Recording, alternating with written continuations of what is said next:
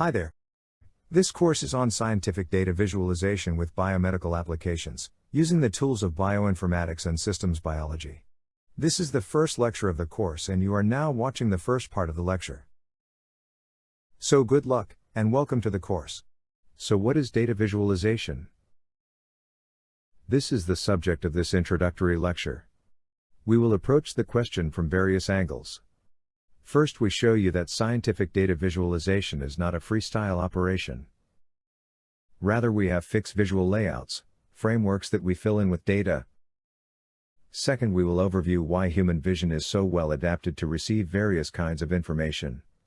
Later in the course, we will have a separate lecture on this subject. In the third part, we will overview the picture as a message, so we will make analogies between a picture and a digital message. This is an important point because we produce different pictures for dissertations, articles, posters, etc.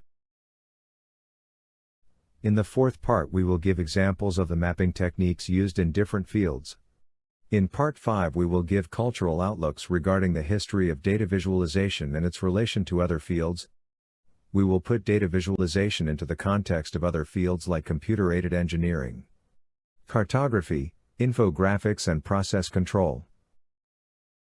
And finally, in the summary, we will give a brief overview of the topics we learned. So good luck, I hope you guys will have a good time. And welcome again to the course. So let's start with the first part, the main concept. What is a picture in science? What is scientific data visualization? If we look it up in a dictionary, we usually find a definition related to the display of information. The word multi-level simply means a combination of info types such as diagrams, tables, 3D structures within the same picture.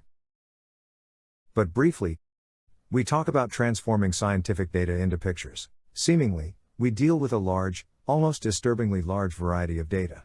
For convenience, in this course we group them into 4 large groups: general statistical data, molecular structures, networks, and genomes. This will allow us to show that the tricks for visualization are quite similar. So behind the varied surface we have only a few core operations. Now, this is an important slide that shows you the basic principle. Data visualization is nothing else than mapping, projecting data onto a template. A template is an empty framework, a layout. It is like an empty form, or an empty coordinate system. Scientific visualization follows the same avenue. We have our scientific templates, such as coordinate systems, that we load with data. Molecular structures are not exceptions to the rule. Here the layout is the position of the atoms, a collection of points in space. And we use elaborate visualization programs to add surfaces, atomic bonds, etc. Later in the course we'll have a separate lecture on this subject. The take-home message is that, simply put, a picture is nothing but a template loaded with data.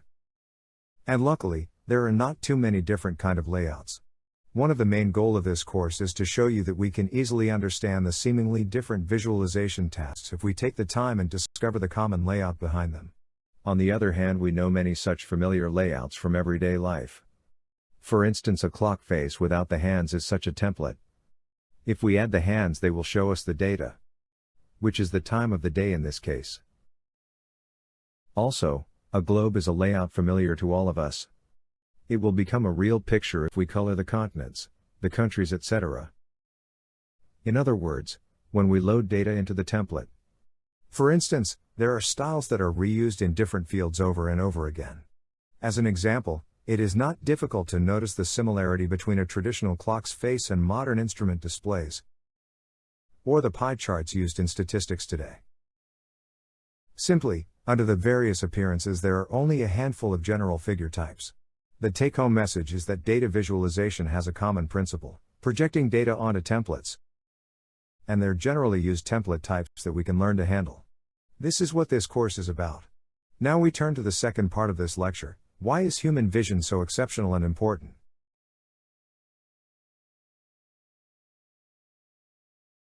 This slide offers 2 answers to the question. First, visual perception has to be highly effective in noticing complex patterns, in this case a tiger behind the trees and bamboos. And the ability of telling recognized complex patterns must be conserved by evolution. Namely, individuals who do not have it will be selected out by the tiger in no time. Second, computers usually have difficulties in detecting blurred or overlapping patterns. This is why CAPTCHA facilities are used all over the internet for filtering out robots.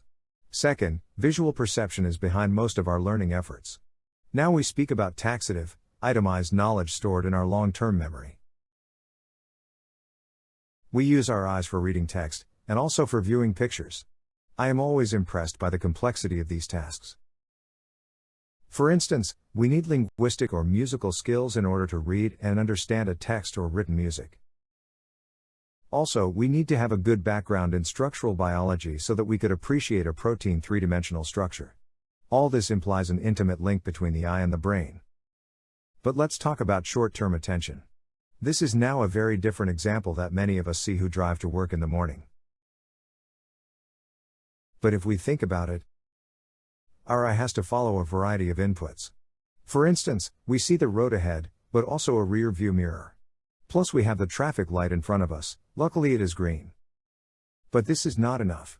We see time on the wristwatch, the instrument board shows systems parameters like speed, fuel levels etc. Plus we see a changing map on the GPS screen. We may notice that these kinds of information come in through data visualization techniques. This is in fact a very complex stream of inputs and drivers can still handle them without hiccups. And now something happens in the back seat. And at the same time the traffic light turns red. In the vast majority of the cases we solve such situations without a mistake, due to the versatility of our visual system. And if asked what happened on the road, we would simply say, nothing. In fact, all this goes into our short-term memory, which is fast enough to tell us what to do when the traffic light is red. But we do not store these memories for very long. Vision is the product of evolution, so it is probably best suited to natural environments. The human mind of course wants to save resources, so much of the incoming picture is monitored only by the less detailed peripheral attention. The question arises how this principle is used when we watch a presentation. Do we know if we concentrate on the important messages? What is the attention structure of internet generations? So vision is a crucial part of human cognition, which is partly due to the intricate eye-brain connections. Our visual system has to solve complex problems in everyday life or during learning tasks. In comparison, scientific pictures are quite simple and it is up to us to make them understandable for the readers. We will have a separate lecture on this subject.